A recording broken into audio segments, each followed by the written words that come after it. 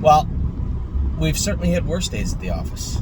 Not one horse missed a check today. You know, I had made a big video about insider trading to all my partners and sent it out to everybody in the stable. When you look at the line, 57, 29, and 3, without seeing everything, without understanding what took place in the mile after the race under scope, it doesn't look horrid, but it is. Now, I think it's very, very important for everybody out there that are partners of mine on, let's see if we can think of the horses. Mel Gibbs won. Well, definitely insider trading. Flash Fly is starting to come around now. I want you to take a very close look at Gypsy Hill and what he just did and where he was 4 or 5 weeks ago. You know,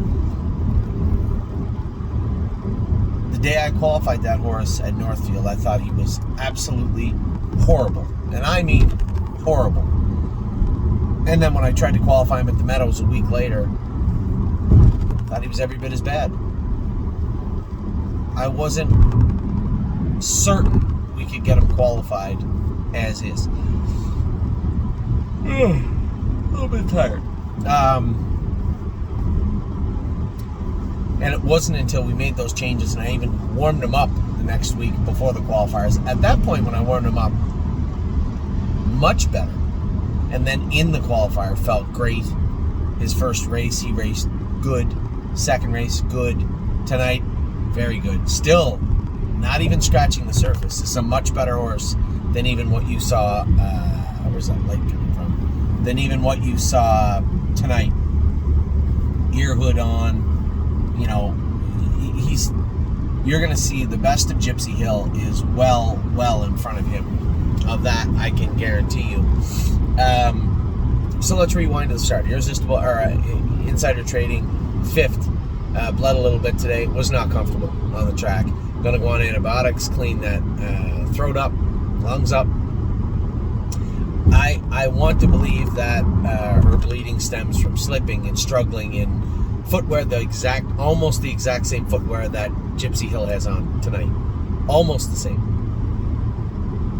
I could be right and I could be wrong. We'll see. Time will tell. A 5th for her. On my way down just before I got here, Memory and Imagination, I turned it on. Mud. 6-horse field in the mud. Aaron Merriman's horse. Now I know Spaziano or whatever his name is. I know he's a good horse. What's going on here? I know he's a good horse from last year. I hadn't seen him race yet this year, but I knew that he'd come back good. I'd heard that he'd come back good. So again, our horse is no slouch. He's come back very good also. But I knew that Aaron's horse could also leave and would probably run the front end. I was actually surprised Brett got out as well as he did. Got in the 3-hole and very smart to stay in. Very tempting. You don't know the horse. His lines look good. If you look at his start, I drove him first over. He'll take some air. When Ronnie drove him, parked all the way to the 3/8, he'll take air. I'm surprised Brett Beckwith didn't move the horse. I'm glad he didn't. He might have been set. I don't think you were beating that horse, no matter how you drive him. But it's nice to be a closing second, used easily, than a used up holding on for second. And for that, I think Brett a very ground-saving journey.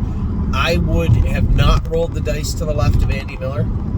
That would be getting through the inside of me in that stake race. Would have been exceedingly difficult. But it worked out. Kid snuck through, finished second, race great. A great race for us. Now we're heading into tonight. Now I'm pumped. You know, Sweeney, I think, raced well at Miami Valley. I didn't know what kind of trip he'd get. Different surface. Then we get 2 8-holes and really don't care. But Memory and Imagination race good, so I'm pumped heading into the night. Now, when I know there was Sweeney, we need to make some changes for sure with Sweeney. If you watch closely, there's a couple of times he put some pretty good steps in, and that's him slipping with those flip-flop. That track is deep. It's got a good cushion on it. Horses are still going fast. Just not a spot for flip-flops. And as I say that, Irresistible Son had flip-flops on also. So I'm going to have to do some thinking as we head into next week. Do we just want to leave Irresistible Son the way he is? Because he really raced well. Or do we want to take those flip-flops off? That will be a 2-hour drive to mull it over. All night, all tomorrow, all weekend. I want to talk to Jason about it. I want to talk to Brett's going to drive one of the 2 horses. If you'd asked me before the card, I'd say absolutely I'd want to drive Gypsy. He's a little tricky. It wasn't as tricky tonight. So, but even still, I want to see how the draw comes out. Yeah, that's what I want to do. So, I don't want to get too far ahead of myself. Sweeney, I went out of there a little choppy in the first turn. Man, I just thought King Coffin would cut me loose in front of the stands, but his horse was a little grabby on the front end, and I still don't know who was in it. I think it was one of the brothers cut me loose into the 2-hole. I can't think of which one it was.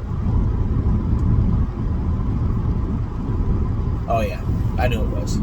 It was Austin Hinders, I think, cut me loose, dropped me in the 2-hole, and I never did apologize. I never did thank him for that.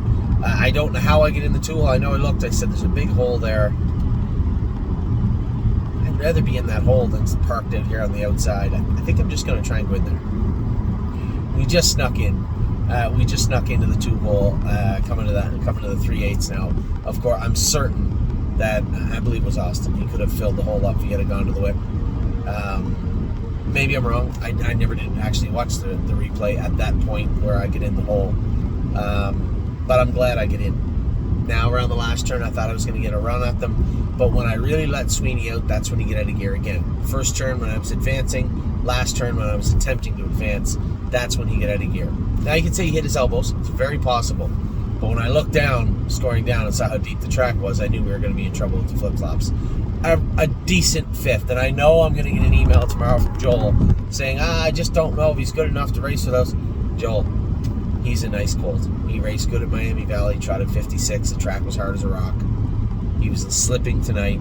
A little rough coming off the car, a little rough in the first turn, a little rough in the last turn. Oh, and by the way, he raced 5 days ago. So let's go easy with Sweeney. I don't know where he races next week. I think there's 2 legs in a final. If there's 3, he'll go to the 3rd leg. If there's 2 legs in a final, I don't think he'll make a final. Do they have a consolation? Maybe. And quite frankly, I'll be completely honest with everybody. If they don't have a consolation, I'm more apt to just either race them in the non-worse of 2 down here if they have it on that night, or race them in the Meadows in the non-worse of 2 next week. Now, before everybody starts scrambling and say, I don't have a Meadows license, I don't know, just relax. I don't know what we're going to do with him yet. My 3rd option would be Northfield at this point. My 3rd option. So everybody just calm down. So we had a race from Insider Trading, grabbed a 5. We had a 2nd and a huge race of Memory and Imagination. Again, great drive by Brett. We had a 5th with Sweeney. Very good race from Sweeney. Really Don't Care. Yes, there were some breakers in there, but she wasn't one of them. Didn't break rule number 1. Stayed at it. Had to trot, 57 and 1. For all my partners out there saying, I don't think she belongs in Mohawk. She shouldn't race good. She shouldn't race in Mohawk. She looked pretty darn good to me at Mohawk tonight. Racing, by the way, for $18,000. So there's not going to be any tears shed for me over her not going to Yonkers on the 20th. That's for sure. Next up are the 2 colts. Now, had the outside with both of them. The last thing I want to do is rough either of them up. But there isn't a ton of speed in the middle. Dan Noble's horses are both favorites, right? The Swifty horse and the Nash horse. Both overwhelming favorites. I'm thinking if I get off the car good, Dan's going to cut me loose and remove like he did last week. I'm going to sit in the 2-hole, but I'd really like to cut it.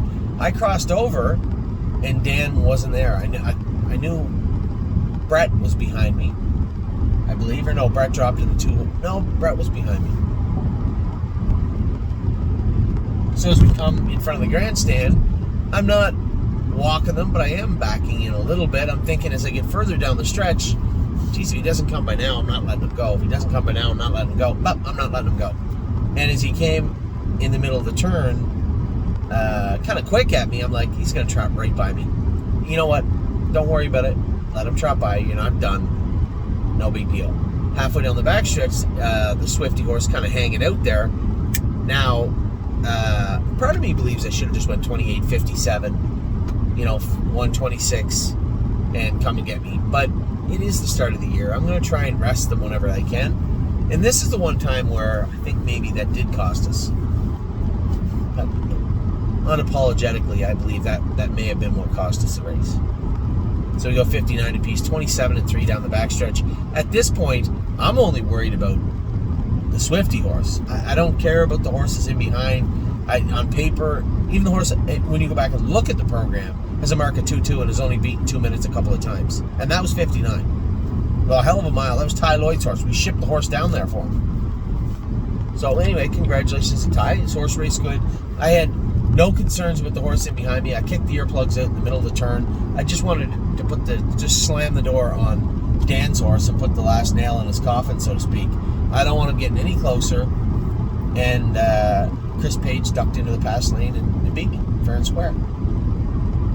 Race good. Had to be slipping a little bit. It's impossible that he wasn't. But we'll see. I just don't want to go out and make these huge... We just get this horse rolling forward now. Do I really want to go out and make these changes? That's what I'd say to Jason last week. Same thing, track's a little deep, but do we want to really screw around here?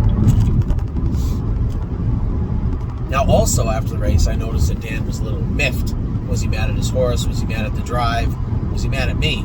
Now, that plays a big role because I'm outside of him he's got the massive favorite in the Nash horse. And he doesn't really have to be conservative with the Nash horse. If I come out of there with Gypsy Hill and he just decides, I'm going to give you some air, there's nothing I can do about it. So I don't know what I'm going to do as we start to come up to the gate. Gypsy feels kind of quiet. I don't want to butcher him. I don't want to hurt him. He's making huge gains. He doesn't feel like he's going to charge at the gate at all. So I might just race him from off the pace. And as I look left, there's Dan's horse on the run. Well, just like that, everything changes. Now I got the best horse in the race. On paper, the best horse in the race. The only horse that I think is a sleeper from the program, from what I can see, is the 9 horse right beside me. So I don't got to get in a rush with Gypsy. I don't want to put him on the run in the first turn. I don't think he will, but I'm not rolling the dice, especially when the 1-5 favorite has already made a break. All I have to do is make sure that the horse that I'm a little worried about, that guy right there, he stays right there. And he doesn't get anywhere near the front end. He certainly doesn't get around me. So as we go into the first turn, the 9 horse starts to take back good. The rail horse I don't know that well, but I think he's a long shot. And the 5 horse was bet down a little bit, but he's looking like he's going to drop in the 2-hole. As soon as he drops in the 2-hole, I start to advance. I see Tyler look over his shoulder. I know he's going to cut me loose. And as soon as I get on the front, I didn't tap the brakes with Gypsy because Gypsy's got an ear hood on. Like, he's not set up to be on his toes. He's set up to pay attention. So I just let him trot along. At no point did I really feel worried. I thought he raced good. A hell of a recovery from the Nash horse to be third. I think they placed him, which I wish they hadn't done that. But a hell of a recovery for him to be third. He'd still be a huge favorite in the final. You know, and as I say that, do I think he's unbeatable? No, of course, every horse is beatable. He's not like, I don't think he's a 1-5 horse. He draws favorably, and the other horses, like even Ty Lloyd's horse and our 2 horses, they don't draw good. Well, then he's probably going to be 3-5 or 4-5. It's going to be a good final, actually. It's a good, as far as the Buckeye group is concerned, Ty's horse come out of nowhere, but the Swifty horse, legit horse. No Nap Nash, probably the best one of the group right now, I think. Gypsy race huge. His best days ahead, for sure ahead. But don't think that I'm going to drop the hammer on him next week just because we're racing in the final of some race. He's got an entire season of stake races ahead of him. Be nice to win the final, but I'm not going to, we're not going to go to the well I'm not going to put earplugs on him and score him down 100 and have him trained up on his toes.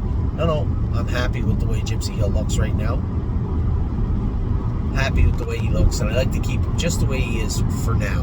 His confidence continues to build and build and build and build, and you're going to see a real cool form of Gypsy Hill here in about, like I said, 3-4 starts last week, so again, still another 2-3 starts away from seeing that horse. So, Gypsy Hill a winner. Irresistible Sun Rain. These horses hit the 8 hole, by the way. Both raced fantastic. Sweeney raced good. Guarantee you slipping. I think we're going to go to a set of, maybe just a set of pin bars on this guy. Normal shoe with a bar in the middle. I like that shoe sometimes. His feet do hurt him. So maybe we'll just go to pin bars on him.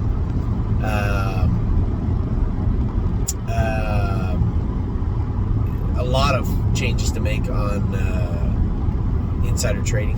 Obviously, I talked about those in length in the other video. And then Memory and Imagination, 15 days away from his next start, which is the Sire Stakes at the Meadows. So, we'll see how that plays out. He's still, no, he's got 5 wins, right? 4 wins, 5 wins. I gotta watch, too. We don't want to be racing him every single week, week in and week out, week in and week out. We raced him back 6 days today, so I don't think we can, in all fairness, race him before the Sire Stakes. It just makes no sense. So that is today in a nutshell. As I said, really, really happy. We get a 5th with insider trading in a best of a bad situation, I guess is the best way to explain that. We had a 2nd with Memory and Imagination, a 5th with Sweeney, raced good. A 1st and a 2nd, Irresistible Sun 2nd, and Gypsy Hill 1st. Really don't care, raced really, really good to finish 2nd and 56 and 2 at Mohawk, and she looked good also. So 6 for 6 for checks. 4 to 6 in the top 2, a win, 3 seconds, 2 fifths, a pretty good day at the office. So with that, I am all done now. I'm on my way home. I'm going to listen to a little music, and I should be home around 1 o'clock. Don't feel bad for me.